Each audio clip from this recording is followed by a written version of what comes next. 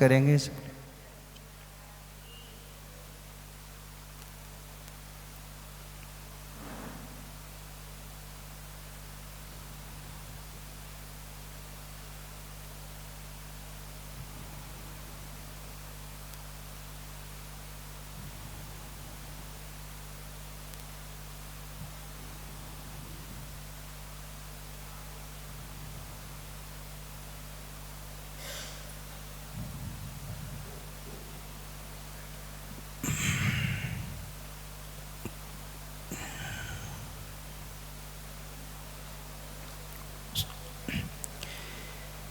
एकीभावं गतियोमयः यः स्वयं कर्मे बन्धो घोरं दुःखं भवगतो दुर्निवारः करोति तस्याप्यस्य त्वयि जिनिरवे भक्तिरुन्मुक्तये चेत् जेतुं शक्यो भवति न तया को परस्ताप हेतु। 21 नंबर।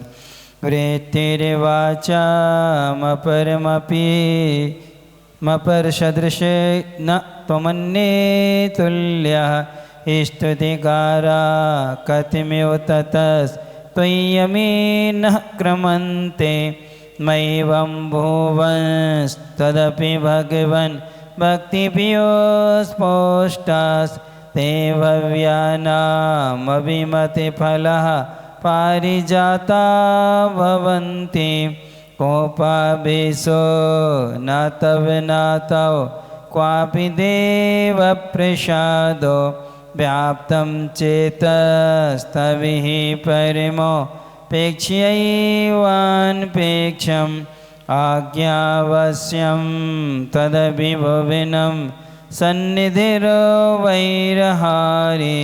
क्वैवं भूतं भुवनतिलकप्राभवं त्वत्परेषु देवस्तोतुं त्रिदिव्यगणिका मण्डलिगीतकीर्तिं तोतूर्तित्वां सकलविषयज्ञानमूर्तेर्जनो या तत्सक्षेमं न पदमटितो जातु जोहूर्तिपन्थास्तत्त्वग्रन्थस्मरणविषये नैषमो मूर्तिमर्त्य चित्ते कुर्वन्निरवधि सुखज्ञानद्रविरूपं देवत्वां यः समयनीमा दादरेण स्तवीति श्रेयो मार्गं स खलु सुकृति ताविता पूरित्वा कल्याणानां भवति विषयः पंचधा पंचितानां। कल अपन ने पढ़ा था कि भगवान की जो स्तुति करता है जैसे भगवान अनंत चतुष्टयों से सहित हैं उनको अपने हृदय में धारण करते हुए नियमित समय तक आदर पूर्वक जो भी भगवान की स्तुति करेगा वह मोक्ष मार्ग को पूर्ण करके वह पुण्यात्मा पांचों कल्याणकों का पात्र होता है अथवा पांचवें निर्वाण कल्याणक का भी क्या होता है पात्र होता है। तो अरहंत भगवान की स्तुति या उनकी भक्ति या उनकी पूजन ये तीनों जो चीज़ें हैं पुण्य को बढ़ाने वाली है। तीर्थंकर प्रकृति का वंद भी कराती हैं। तीर्थंकर प्रकृति का वंद ना करें तो परंपरा से मोक्ष का क्या बनती हैं कारण बनती है क्योंकि इनके बगैर सम्यक दर्शन होता नहीं है और सम्यक दर्शन होगा तो ज्ञान क्या हो जाता है सम्यक होता है। फिर हमारा आचरण भी कैसा हो जाता है सम्यक चारित्र कहलाने लगता है। अब आगे दे रहे हैं कि हे भगवान आपके जो चरण हैं वो इंद्र आदि के द्वारा क्या हैं पूजित हैं। आप जो हैं केवल ज्ञान को धारण करने वाले हैं। आप उसके सेमी हैं अर्थात आपको जानने की सामर्थ्य संसार की जीवों में नहीं है, उसी के लिए यहाँ पर दे रहे हैं। भक्ति प्रभाव महेंद्र पूजित पद त्वत्कीर्तने न क्षमः सूक्ष्म ज्ञान दृशोऽपि संयम्भृतः के हन्त मंदा वयम् अस्माभिः स्तवनच्छलेन तु परशे त्वय्या दरस तन्यते स्वात्माधीनो सुखैषीणां सा खलु नः कल्याण कल्पद्रुमः।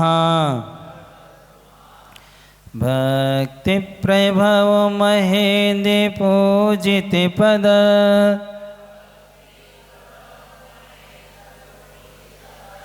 तत्कीर्तने न क्षमः सूक्ष्म ज्ञान दृशो विसंयमभृतः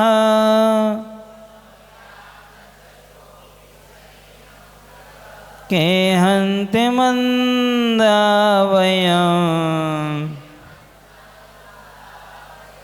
अस्माभिस्तवनच्छलेन तो परस्य त्वय्या दरस्तन्यते स्वात्माधीन सुखैषीणां स खलु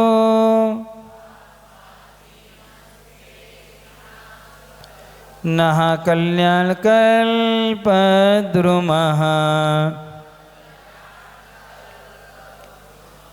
भक्ति प्रभव महेंद्र पूजित पद तत्कीर्तने न क्षमः सूक्ष्म ज्ञान दृशो विसंयमभृता के हन्ति मंदा वयम् अस्माभिस्तवनच्छलेन तु परस्त्वय्या दरस्तन्यते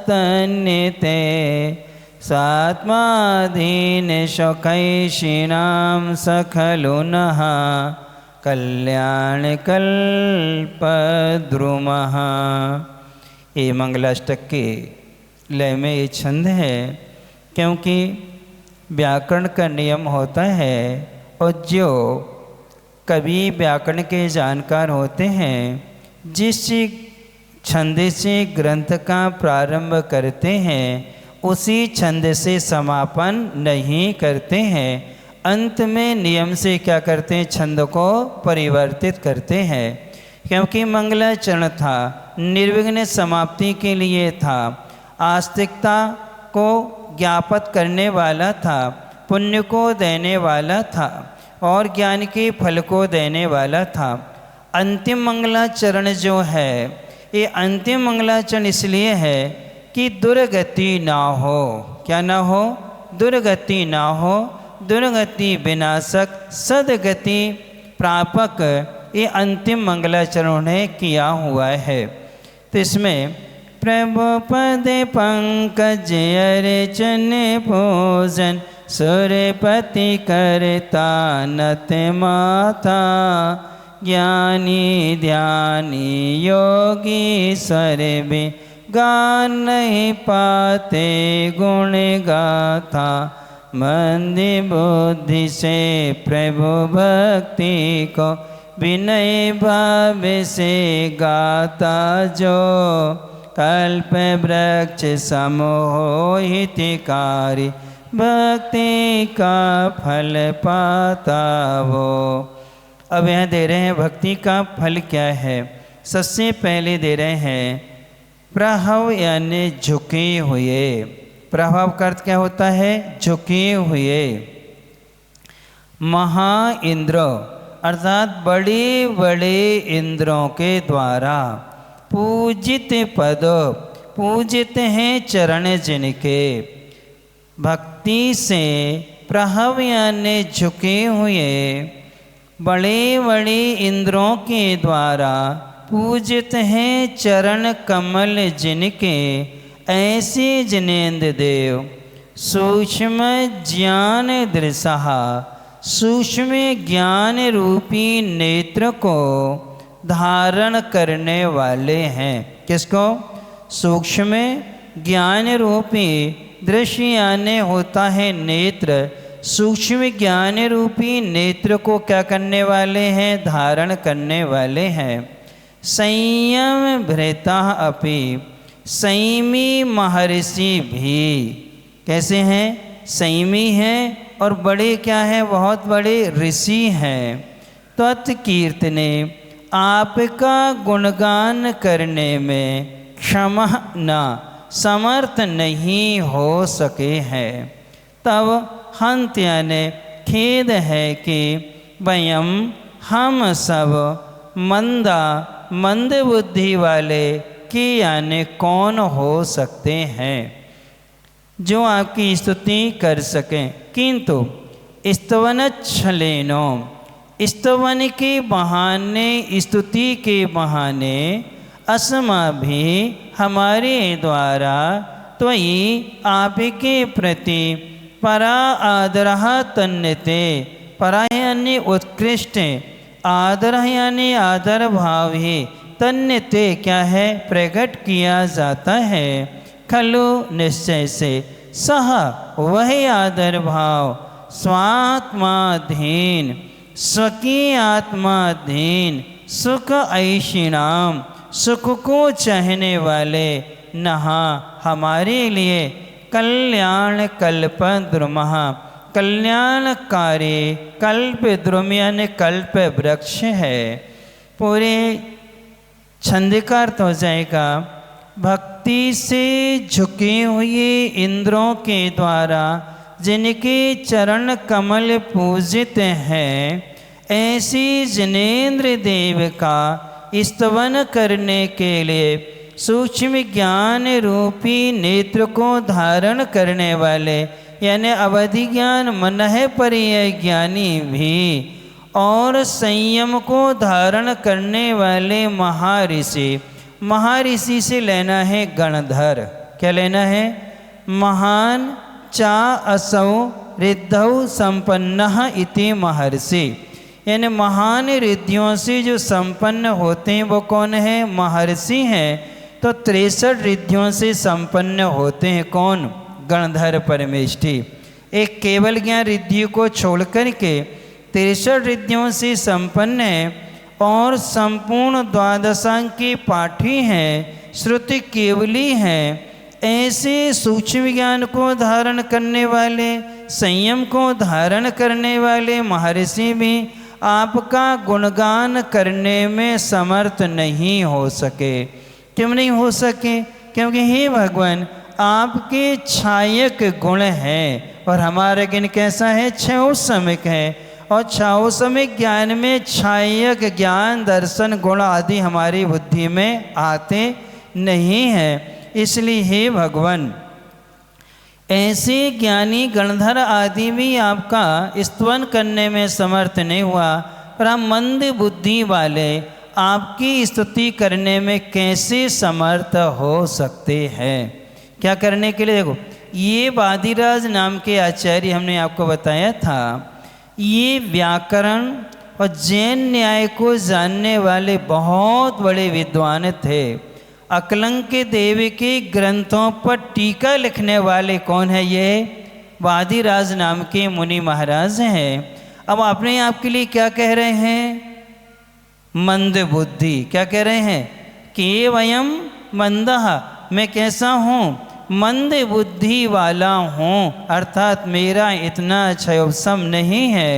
फिर भी स्तवन छलेने, स्तुति के बहाने, स्तुति के छल से आपके प्रति हमने जो आदर प्रकट किया है, जो हमने क्या किया है, आदर बढ़ाया है, आदर प्रकट किया है, वह आदर मेरे लिए स्वात्माधीन सुख ऐशिणाम, जो अपने आत्मा के अधीन स्वाश्रित आत्मोत्पन्न सुख को चाहने वाले हैं, उनके लिए कल्याणकारी कल्प वृक्ष के समान है।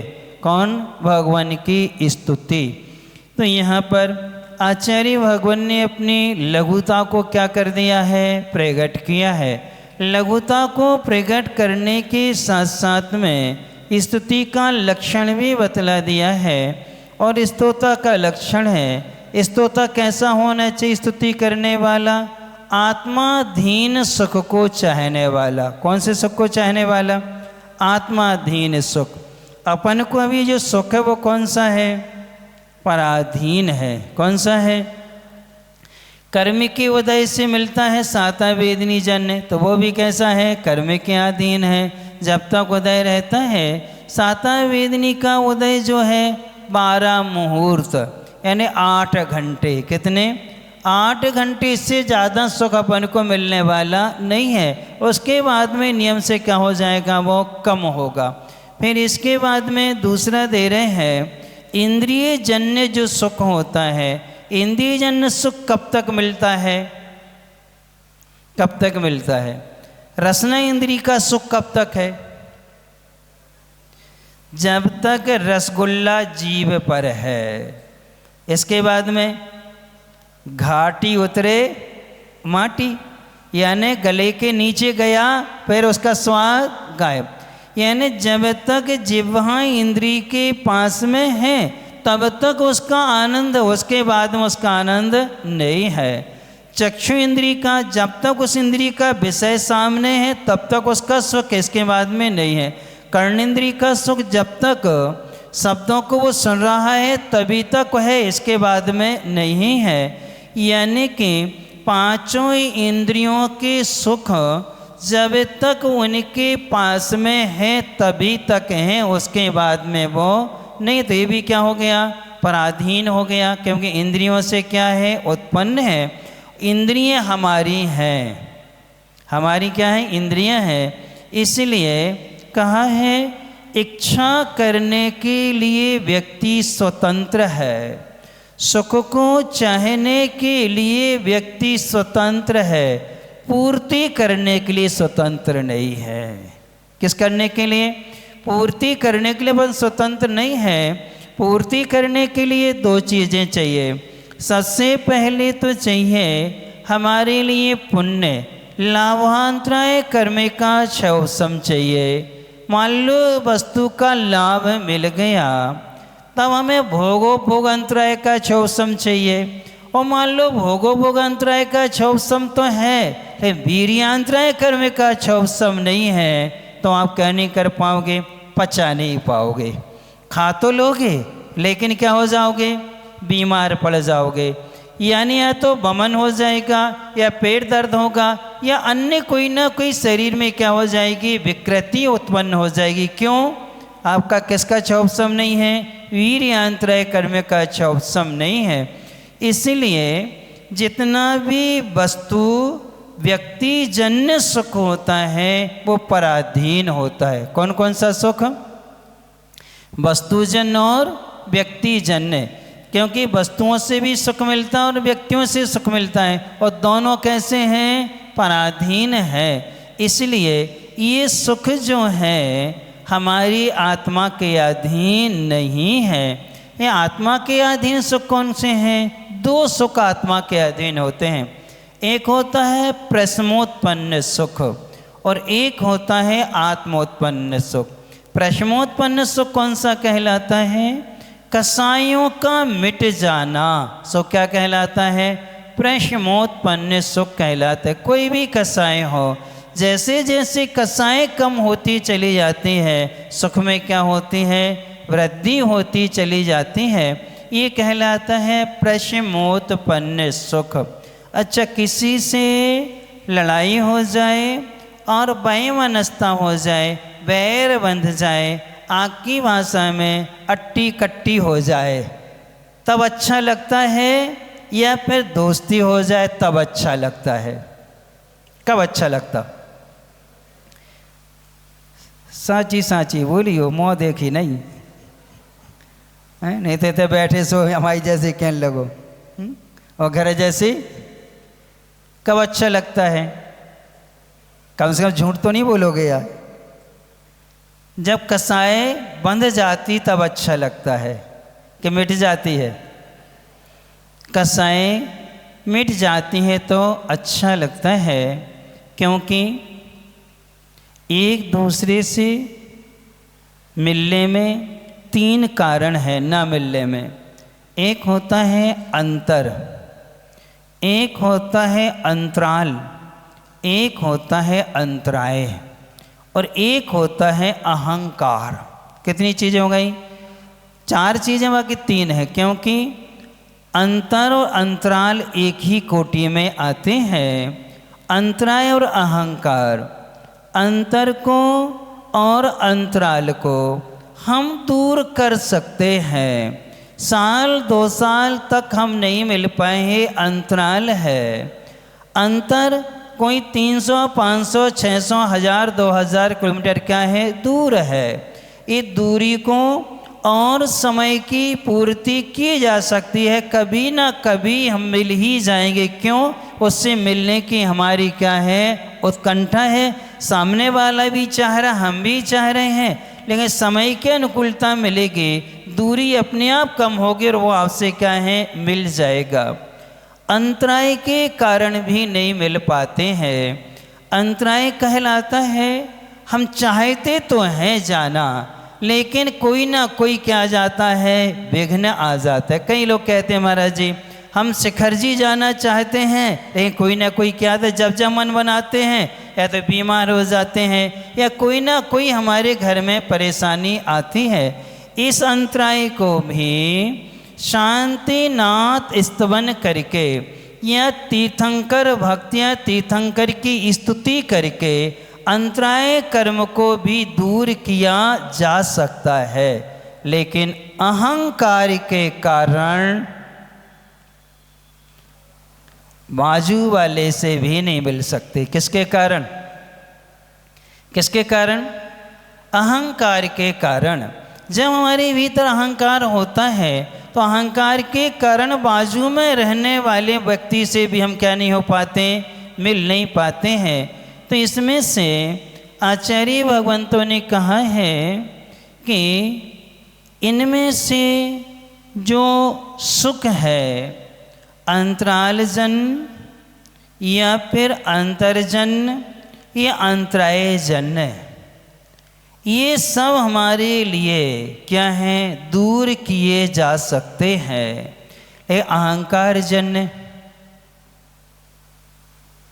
अहंकार जन दुख को दूर कैसे करेंगे? कैसे करेंगे बताओ? जब तक अहंकार छूटेगा नहीं। अहंकार को छोड़ने के क्या कारण है? कैसे अहंकार छूटे? अहंकार उत्पन्न होता है वहम के कारण। किसके कारण? वहम यानी गलत फहमी हो जाती है। जो वस्तु जैसी है, जो व्यक्ति जैसा है, जो परिस्थिति जैसी है, उसको वैसा स्वीकार नहीं कर पाते हैं, अन्यथा उसमें अर्थ लगा लेते हैं, तो अहंकार क्या है? बना रहता है। और जैसे ही वस्तु स्थिति का ज्ञान हो जाए, परिस्थिति का ज्ञान हो जाए, तो अहंकार क्या हो जाता है? दूर हो जाया करता है। अब एक पूछें, 4 चीज़ें होती हैं। एक स्वाभिमान होता है, एक पराभिमान होता है, एक अभिमान होता है। कौन कौन से? स्वाभिमान, पराभिमान, अभिमान, ये 3 चीज़ें हैं। अब इन 3 में से हमें किसे दूर करना चाहिए? देखो, तीनों के रहते हुए कभी धर्म का फल नहीं मिलता। जितने भी महापुरुष हैं तीनों चीज़ों का त्याग करना होता है। सबसे पहले अभिमान, पराभिमान, स्वाभिमान, इनका क्या करना होता है, त्याग करते हैं। तब कहीं हमें धर्मात्माओं का क्या मिलता है, लाभ मिलता है।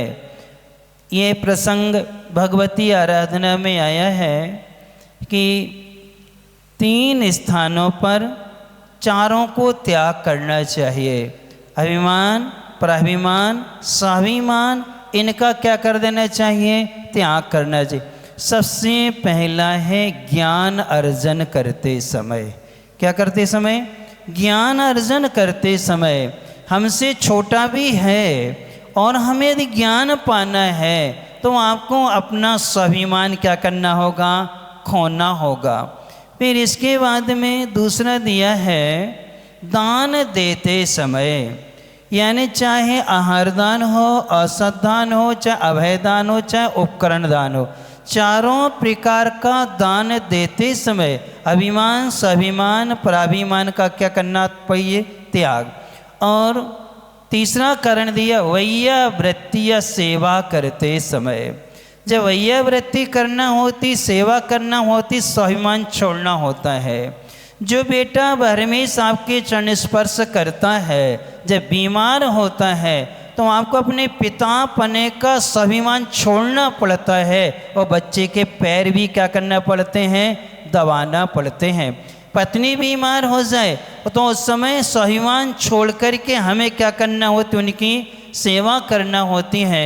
ऐसे एलक क्षुल्लक मुनि महाराज हैं या फिर त्यागी, व्रती, ब्रह्मचारी, ब्रह्मचारिणी है, भले आपसे छोटे हैं, लेकिन यदि सेवा करना है तो आपको क्या करना पड़ेगा, अपने स्वाभिमान को भी क्या है, अभिमान तो छोड़ो, पराभिमान छोड़ो, क्या पढ़ना पड़ता है, स्वाभिमान भी क्या करना पड़ता है, खोना पड़ता है।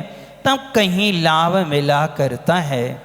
महाराज चक्रवर्ती पलगाहन करने खड़े हुए थे और मुनि महाराज आए मासोबासी। उन महाराज का पलगाहन भरत जी के यहाँ नहीं हुआ। आप पढ़ना, भरत रोज क्या करते थे, अतिथि संविवाह करते।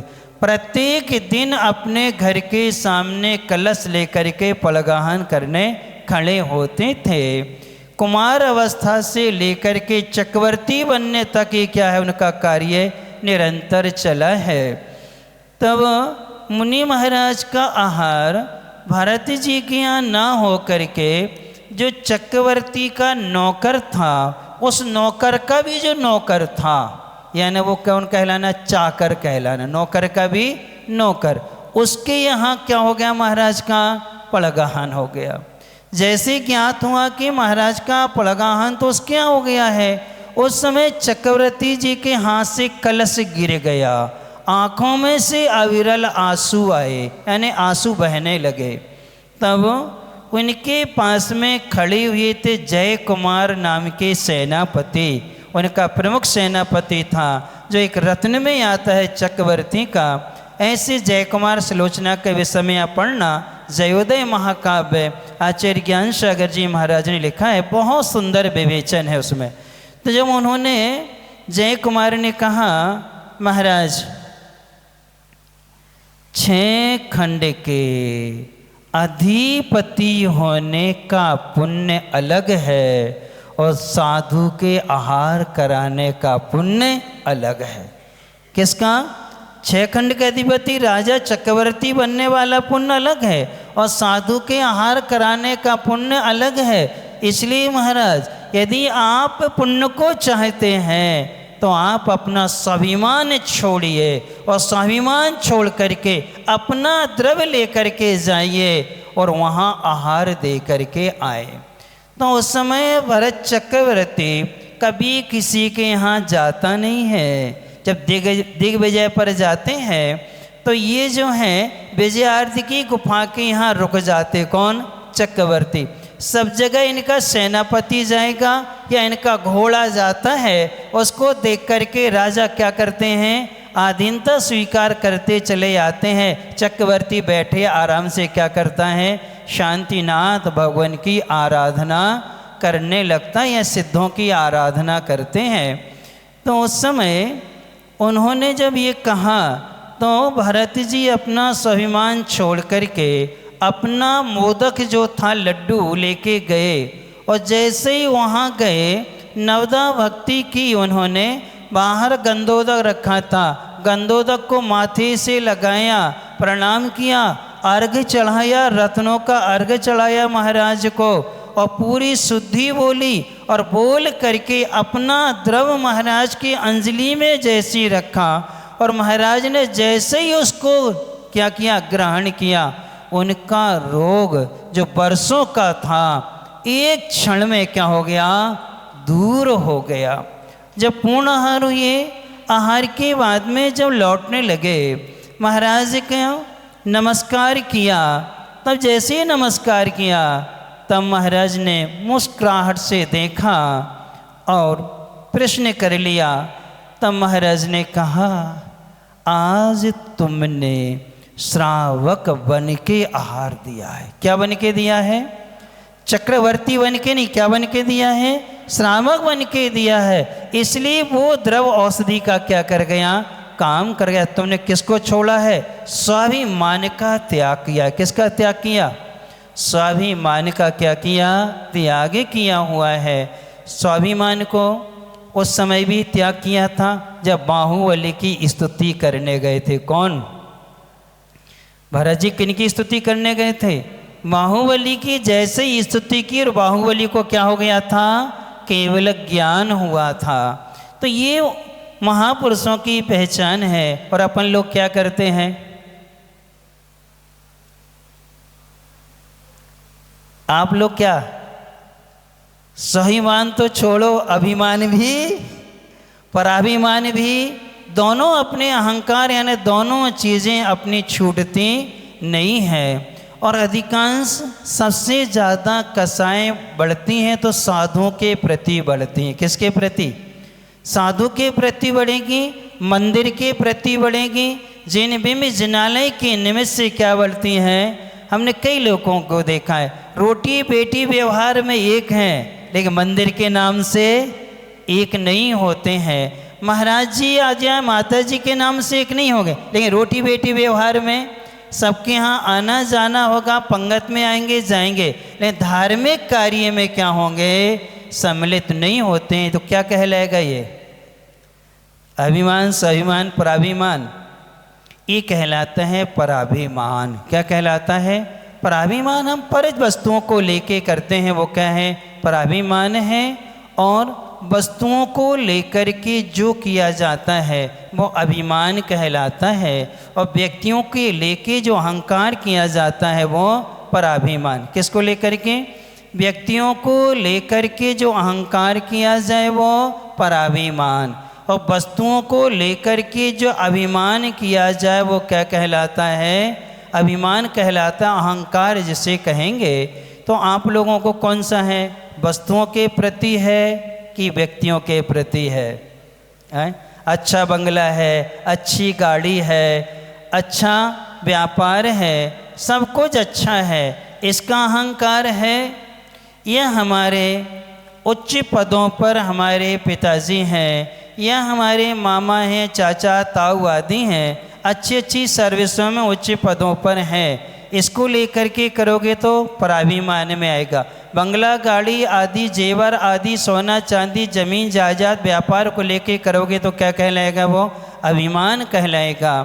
और स्वाभिमान, मैं बड़ा आदमी हूँ, मैं पुण्यात्मा हूँ, इसका अहंकार करना सो क्या है? ये स्वाभिमान है। इसको भी क्या करना चाहिए? छोड़ना चाहिए। और श्रावक बन करके जब करते हैं तब कहीं प्रसमोत्पन्न सुख मिलता है। कौन सा सुख? भरतेश वैभव में आप पढ़ना, वहाँ लिखा है रत्नाकर कवि ने कि भरत जी अपने मुख से कहते हैं, आज उस चाकर के यहाँ जाकर के आहार देने में जो आनंद आया है वो आनंद महल में आहार देने में नहीं आया। सोचो आप, इतना बड़ा चक्रवर्ती कभी किसी के यहाँ जाता नहीं, दिग्विजय को नहीं जाता। अपनी ससुराल में कभी नहीं जाता, वो किसके लिए गया? और अपन लोग अब महाराज की अटकी हुई है समायत यहाँ है, हमें कहीं जाना नहीं है। कौन की? महाराज की अटकी हुई समाज है, हम काहे को जाए महाराज के यहाँ? एकाएक नहीं महाराज जी 5 दिन हो गए आपके चरण नहीं पड़ रहे हमारे यहाँ। हमने कहा हमारा भी चौका लग रहा भैया, और हमारा चौका लगते लगते पूरे के पूरे 93 दिन हो गए हैं।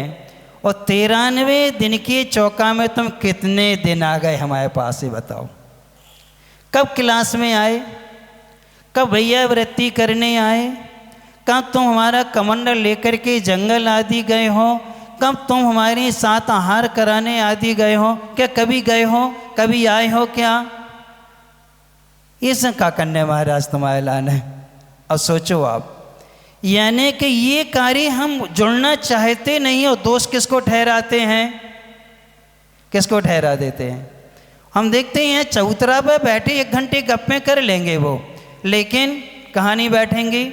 स्वाध्याय में नहीं बैठेंगे। हम बहुत से लोगों को देखते हैं, यहाँ महाराज जी का प्रवचन चलता है, वहाँ चौतरा पर बैठे क्या करते हैं?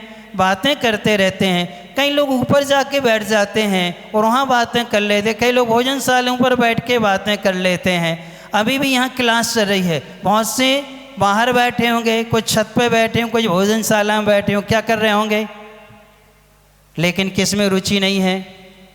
और फिर कहते हैं महाराज जी, तो ये जो होता है आपके सीखने के लिए हम देख रहे हैं यहाँ में विनम्रता कितनी है। और कई लोग तो ये भी करते हैं, जिन महाराज का कराने सो उनका पलगान कर लिया, जिनका नहीं कराना सो भग गए, पलगान ही नहीं करना, यानी छोड़ करके क्या है चले जाते, क्योंकि हमें इनका कराने नहीं है, इनके पास जाना नहीं, आना नहीं है। तो ये जो परिणति होती है, ये परिणति तुम्हें कहाँ ले जाएगी? कहाँ ले जाएगी? सोचो आप। कसाय है कि नहीं है? किसे कहें कसाय कहेंगे कि नहीं कहेंगे? इसे स्पष्ट रूप से कसाई कही जाती है। इससे पुण्य क्षीण होता है, इसलिए ज्ञान अर्जन करते समय, दूसरा वैया वृत्ति करते समय, और तीसरा दान करते समय अभिमान, स्वाभिमान, पराभिमान तीनों को क्या करना चाहिए? खो देना चाहिए, छोड़ देना चाहिए, और एक साधारण श्रावक बनकर के लाभ लेना है। उसका नाम कहलाता है प्रशमोत्पन्न सुख। कौन सा सुख कहलाता है?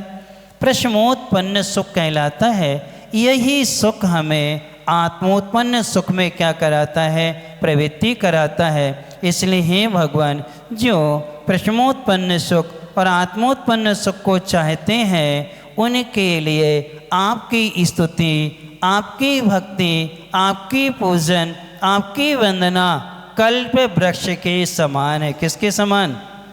कल्प वृक्ष 2 होते हैं। एक यहाँ दे रहे हैं कल्याण कल्पद्रुमः, कल्याण कराने वाला कल्प वृक्ष, और एक 10 प्रकार के भोगों को देने वाला कल्प वृक्ष। कौन सा कल्प वृक्ष? जो भोग भूमि में होते हैं, स्वर्ग में होते हैं, वो दासांग भोग को देने वाले हैं। लेकिन भगवान जो है वो क्या कराने वाले हैं? कल्याण कराने वाले क्या हैं? कल्प वृक्ष हैं। वो भोगों को देने वाले नहीं हैं, वो किसको देने वाले हैं? कल्याण को, अर्थात हमारे जिससे तीनों लोकों में पूजन होती है। इंद्र आदि जिनको क्या करते हैं? नमस्कार करते हैं। ओम ह्रीं स्वकीय आत्मिक सुख लाभ है श्री विषवनाजनेन्द्राय नमो नमः। स्वकीय अपनी आत्मा से उत्पन्न सुख के लाभ के लिए हम वृषभनाथ भगवान के लिए क्या करते हैं? नमस्कार करते हैं। किन के लिए नमस्कार करते हैं? वृषभनाथ भगवान। किसके लिए करते हैं? अपने आत्मीय सुख को पाने के लिए, क्योंकि यही अपने साथ में जाता है और कोई भी सुख साथ में जाता नहीं है। आगे चलते हैं कहानी की ओर। ज्ञानधर मुनि महाराज का ज्ञानभूषण मुनि महाराज का सानिध्य मिला। मिल करके इतना अच्छे से सामंजस्य हुआ दोनों में, हर्ष का समाचार भी मिल गया है कि गुणमंजरी और अमर जो हैं पिता बन गए हैं। अक्षय बेटे का नाम जो है मुनि महाराज के माध्यम से 45 दिन बाद यहाँ लाते हैं और यहाँ ला कर के उसका नामकरण होता है। उसका नाम अक्षय कुमार रखा जाता है। क्या रखा जाता है? अक्षय कुमार उसका नाम रखा मुनि महाराज ने। जब अक्षय कुमार नाम रखा तब उस समय निवेदन करते हैं सुंदरी कि महाराज हम लोगों के लिए कुछ उपदेश मिल जाए। उस समय महाराज शंभी को बैराग को बुलाने वाला उपदेश देते हुए मात्र एक संदर्भ सुनाते हैं। देखो, सीता अपने आप में पश्चाताप करती है। अग्नि परीक्षा पूर्ण होने के बाद में राम ने बहुत निवेदन किया सीता से घर चलने का। तब सीता ने कहा, हे नाथ, मैंने अपने जीवन में अभी तक 5 गलतियां की हैं। पहली गलती, हमारा और मेरे भाई का युगल जन्म हुआ था। सीता और भामंडल का युगल जन्म हुआ था और भामंडल का जन्म के साथ क्या कर लिया था? हरण हो गया था। किसका? भामंडल का। भाई का हरण हुआ। उस समय में नहीं संभले। इसके बाद में जब मेरा विवाह हुआ तो उस समय युद्ध हुआ। स्वयंवर के समय क्या हुआ था? युद्ध हुआ था। उस समय भी नहीं संभल पाई। फिर इसके बाद में मेरा भाई मुझ पर आसक्त हुआ। कौन? क्योंकि नारद जी ने सीता जी का चित्र भामंडल के सामने रख दिया था और देख कर के मोहित हो गए थे। तो भामंडल सीता का हरण करने के लिए आए थे। किसकी? सगी बहन है। और जब मालूम चला तो उसको बहुत क्या हुआ? पश्चात। तब भी मैं नहीं संभले। फिर वो कहती है मेरा हरण हुआ। हरण होने के बाद में मैं वापस आई। वापस आने के बाद में पुत्रों का युद्ध हुआ। किनका हुआ? पुत्रों से क्या हुआ? युद्ध हुआ। उस समय परिचय में जब चक्र वापस आ गया तब मालूम चला कि ये इनके स्वयं के क्या हैं? पुत्र हैं। फिर इसके बाद में आपने मुझे अग्नि में क्या किया? अग्नि में शुद्ध हो तब हम तुम्हें क्या करेंगे? फिर आपने एकांत वन में भी छोड़ा जहाँ सूर्य का प्रकाश न पहुँचे। हे स्वामी, मैंने संसार को देख लिया। संयोग विप्रोगांतः, संयोग का सुख कभी सुख नहीं होता है। न ये प्रश्नोत्पन्न सुख है न आत्मोत्पन्न सुख है। हे नाथ, आज स्वयं विचार करें। जब आप कुमार अवस्था में थे, मैं भी कुमार अवस्था में थे, हम दोनों सुखी थे। और जब से अपना संयोग बना है तब से आप पर भी दुख आए हैं और हम पर भी क्या हैं? दुख आए हैं। इन दुखों को मैं छोड़ करके आरिका की दीक्षा लेती हूँ और पृथ्वी मती माँ से वो दीक्षा ले लेते हैं। जैसे ही उपदेश दिया सुंदरी के तो क्या था? कान खुल गए। ओहो, ऐसा लगता है महाराज मुझसे ही कह रहे हैं कि देखो, बचपन में झगड़ा हुआ, विवाह हुआ, यक्षद्वीप में मुझे छोड़ा, इसके बाद में मैं कहाँ कहाँ नहीं भटकी। मैंने कितने प्रयास करके शील की रक्षा की, जैसे तैसे पति को पा भी लिया, सब कुछ हो गया। इसके बाद क्या मिला? पुत्र का लाभ है सो गुण मंजरी को मिला। किसको मिला? जो मुख्य धन होता वो किसको मिला? सौभाग्य गुण मंजरी को मिला। मुझे कुछ नहीं मिला। इसलिए वो कहती हैं अमर से, हे नाथ, ऐसे ज्ञानी गुरु का संयोग मिल गया है और मैं आत्म कल्याण के मार्ग पर जाना चाहती हूँ। क्या आप अनुमति मुझे देंगे?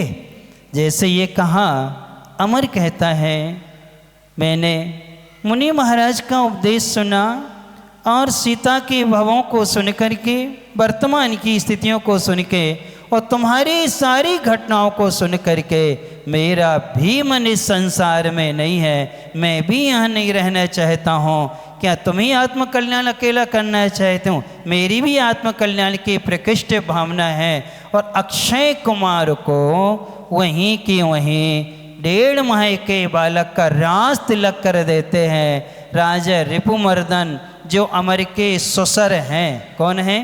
अमेरिकी सुसर हैं कि धनवाय सेठ के क्या थे, ये पुत्र थे। तो उन्होंने रिपुमर्दन जी ने कहा ये अक्षय कुमार सेठ का भले पुत्र है, लेकिन ये मेरे राज्य का क्या होगा, उत्तराधिकारी होगा। आज से चंपापुर के नए राजा अक्षय कुमार होते हैं और उसी समय केसलौंच करते हैं दोनों।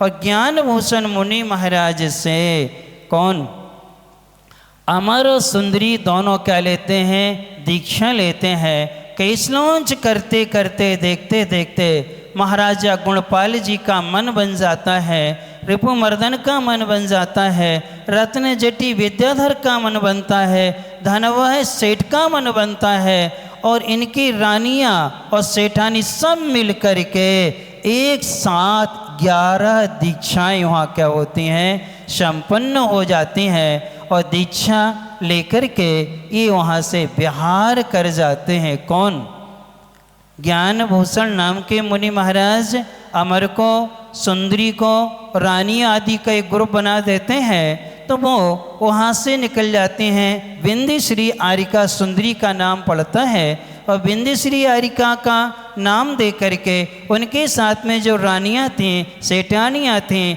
उनका ग्रुप बना के उनका अलग विहार करा देते हैं। और राजा जी को लेकर के, अमर को लेकर के महाराज क्या करते हैं, अलग विहार कर जाते हैं। शेष कहानी डैश डैश डैश।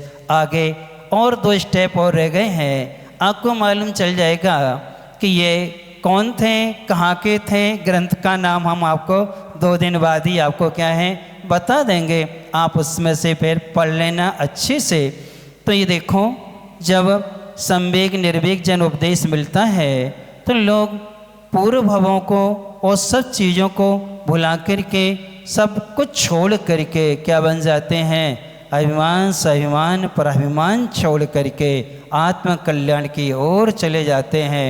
कहाँ राजा और कहाँ सेठ का पुत्र के पुत्र को राजा बनाता कौन, और राजा गुणपाल जी ने किसको राजा बनाया था, चोर को। किसको, चोर जो विद्याधर था मृत्युंजय सेनापति बनाया। अमेरिकी आने के बाद में उसको क्या बना दिया, और स्वयं ने क्या ले ली, गुणपाल ने दीक्षा ले ली और सब कुछ उसके जुम्मे छोड़ करके आत्म कल्याण के मार्ग की ओर निकल जाते हैं। अपन से लोग भी कुछ यदि आपको भीग रहा हो, संसार की असारते यदि नज़र आ रही हो और इन दुखों से यदि अपन भाव विहल हो रहे हो, तो अपन को भी अपना मार्ग अच्छा चुन लेना चाहिए। क्योंकि इंद्रियों की विषय वस्तुओं में कभी भी सुख नहीं होता है। व्यक्ति वस्तु दोनों दुख के क्या बनते हैं, एक शांति छीनते हैं, एक सुख को छीन देते हैं और फिर दोनों मिलके अपनी समाधि को खत्म कर देते हैं। इसी दोनों से छोड़ने का प्रयास करेंगे। आज की नियम का पालन कौन कौन ने किया, क्या नियम था,